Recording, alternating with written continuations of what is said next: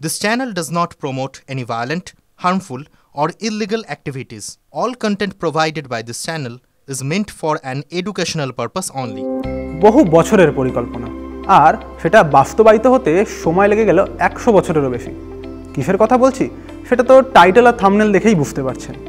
আজকের টিভি9 Bangla ডিজিটালের the briefing রুমে আপনাদের সঙ্গে রয়েছে আমি সুপ্রিয়, আর আমি বলবো যে ইস্ট ওয়েস্ট মেট্রো করিডোর কলকাতার বাকি মেট্রো করিডোরের থেকে আলাদা কোথায়।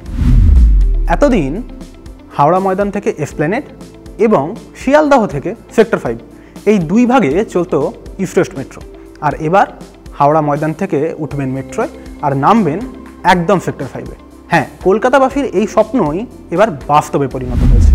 অবশ্য এই যে ইস্ট ওয়েস্ট মেট্রো, এই ইস্ট ওয়েস্ট মেট্রো করিডোরের পরিকল্পনা কিন্তু আজকের না, আজ থেকে 100 বছরেরও বেশি আগে 1921 সালে ব্রিটিশ সরকার এই পরিকল্পনা করেছিল।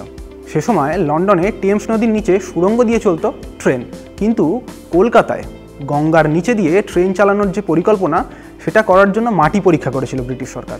তখন জানা গিয়েছিল গঙ্গার নিচের মাটি অত্যন্ত নরম, ফলে টেমসের নিচে ওই লাইন তৈরি করতে যা খরচ হয়েছিল তার প্রায় 6 গুণ খরচ কলকাতায় হতো। সেই কারণে সেই পরিকল্পনা বাতিল করে দেয় ব্রিটিশ সরকার। কিন্তু এই ইস্ট ওয়েস্ট মেট্রো করিডোর কলকাতার বাকি মেট্রো লাইনগুলোর থেকে কিছুটা আলাদা। কিছুটা কেন, অনেকটাই আলাদা। কিন্তু তফাৎ কোথায়? তাহলে বলি শুনুন। এই মেট্রো করিডোর ছাড়া কলকাতার বাকি সমস্ত মেট্রো করিডোর চলে উত্তর থেকে দক্ষিণে। যেরকম ধরুন দক্ষিণেশ্বর থেকে কবি সুভাষ, কিংবা কবি সুভাষ থেকে এখন চালু হতে চলেছে বেলেঘাটা, কিংবা নোয়াপাড়া থেকে বারাসাত লাইন, সবকটাই কিন্তু উত্তর থেকে দক্ষিণ। আর একমাত্র লাইন ইস্ট ওয়েস্ট করিডোর যা চলে হাওড়া থেকে সেক্টর 5 শহরের পূর্ব প্রান্ত থেকে পশ্চিম প্রান্ত। কিন্তু জানেন কি, ইস্ট ওয়েস্ট করিডোর কলকাতা মেট্রোর অধীনে নয়। আগে হ্যাঁ, কেন্দ্রীয় সরকারের রেল মন্ত্রক তার অধীনস্থ একটি সংস্থা Kolkata metro rail corporation limited বা কেএমআরসিএল, এই কেএমআরসিএল রয়েছে ইস্ট ওয়েস্ট মেট্রো করিডোরের দায়িত্বে। যদিও ইস্ট ওয়েস্ট মেট্রো করিডোরে যে ট্রেন চলে সেই ট্রেনটা চালাচ্ছে কলকাতা মেট্রো রেলওয়ে। অন্যদিকে কলকাতার বাকি সমস্ত মেট্রো লাইন কিন্তু পরিচালনা করে কলকাতা মেট্রো বা মেট্রো রেলওয়ে কলকাতা। 2010 সালের 29শে ডিসেম্বর ভারতীয় রেলের 17তম জোন হিসাবে আত্মপ্রকাশ করে মেট্রো রেলওয়ে। তার আগে পর্যন্ত কলকাতা মেট্রো ছিল ইস্টার্ন রেলের অধীনস্থ একটি ডিভিশন।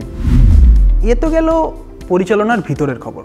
এবার সবচেয়ে বড় পার্থক্যটা কি জানেন?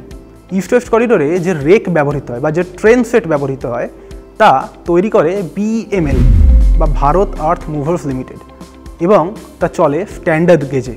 অন্যদিকে কলকাতার বাকি সব মেট্রোই হচ্ছে broad gauge metro line. Broad gauge অর্থাৎ লোকাল ট্রেন, মেল ট্রেন, মালগাড়ি যে লাইনে চলে সেই একই লাইনে চলে কলকাতার বাকি সব মেট্রো। অর্থাৎ আপনি আপনার বাড়ি স্টেশনের সামনে কোনোদিন বসে দেখলেন একটা ইঞ্জিন কলকাতা মেট্রোর একটা রেককে টেনে নিয়ে আসছে। হ্যাঁ, এইভাবেই চেন্নাই থেকে কলকাতায় আসে এই রেকগুলো। এই রেক তৈরি করে আইসিএফ, হ্যাঁ, ইন্টিগ্রাল কোচ ফ্যাক্টরি, যেখানে বন্দে ভারত তৈরি হয় সেই একই কারখানায় তৈরি হয় কলকাতা মেট্রোর এই রেকগুলো। আইসিএফ রেকের আবার দু ধরন হয়। আগে এই রেকের ইলেকট্রনিক এবং প্রপালশন সিস্টেম তৈরি করতো বিএইচইএল, বর্তমানে করে মেধা সার্ভো। ফলে দু ধরনের রেক আমরা দেখতে পাই। বর্তমানে চীনের সিআরআরসি ডালিয়ান থেকেও বেশ কিছু রেক আনানো হয়েছে কলকাতা মেট্রোয় চালানোর জন্য। এরপরে হচ্ছে সিগন্যালিং সিস্টেম। কলকাতা মেট্রোর নর্থ সাউথ করিডোর তারা যেরকম আমাদের ট্রেনে যে সিগন্যালিং সিস্টেম ইউজ হয় অনেকটা সেই ধরনের সিগন্যালিং সিস্টেম ব্যবহার করে। কিন্তু কলকাতায় প্রথম সিবিটিসি বা communication based train control system চালু হয়েছে ইস্ট ওয়েস্ট করিডোরে। আগে হ্যাঁ, ইস্ট ওয়েস্ট করিডোর জুড়ে গেলে এখানে চালকবিহীন মেট্রো চালানো সম্ভব হবে। এই কারণেই মাত্র 90 সেকেন্ড ছাড়া ছাড়া ট্রেন চালানো যাবে ইস্ট ওয়েস্ট করিডোরে, যা আগামীতে লক্ষাধিক যাত্রী সামাল দেওয়ার ক্ষেত্রে সুবিধা দেবে কলকাতা মেট্রোকে। যদিও বর্তমানে জোকা এসপ্ল্যানেড বা কবি সুভাষ বিমানবন্দর রুটের যে লাইনগুলো চালু হয়েছে বা যতটা উদ্বোধন হচ্ছে সেখানেও এই সিবিটিসি সিগন্যালিং সিস্টেম ইনস্টল করা হয়েছে। তবে যতক্ষণ না পুরো লাইন কমপ্লিট হচ্ছে ততক্ষণ এই সিস্টেম ব্যবহার করা একটু সমস্যার।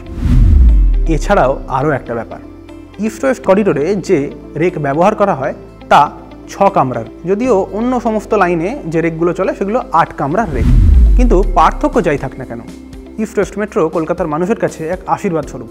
কারণ হাওড়া থেকে শিয়ালদাহ হয়ে সেক্টর 5 আসতে বাসে সময় লেগে যায় প্রায় 1.5 ঘন্টা, আর সেই একই রাস্তা এবার মেট্রো নিয়ে আসবে মাত্র 35 মিনিটে। আর এই ধরনের খবর আপনি যদি দেখতে ভালো লাগে তাহলে নজর রাখুন টিভি9 বাংলা ডিজিটালে।